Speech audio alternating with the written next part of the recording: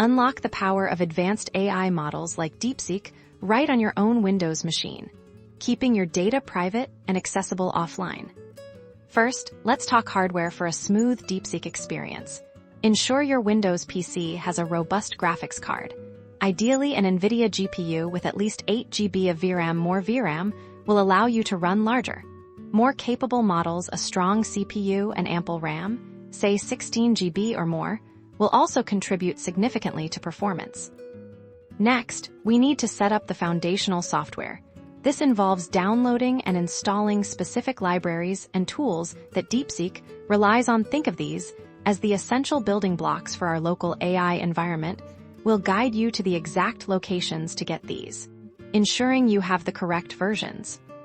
Once our core dependencies are in place, it's time to get DeepSeek itself ready. This stage involves a bit of configuration. We'll walk you through the process of pointing to the downloaded DeepSeek model files and setting up the necessary parameters to ensure it can interact effectively with your system's resources.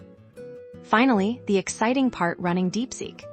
After a successful installation, you'll be able to interact with the model. We'll show you how to input your prompts, observe the processing, and receive intelligent responses directly on your computer, all without needing an internet connection or sending your data to the cloud.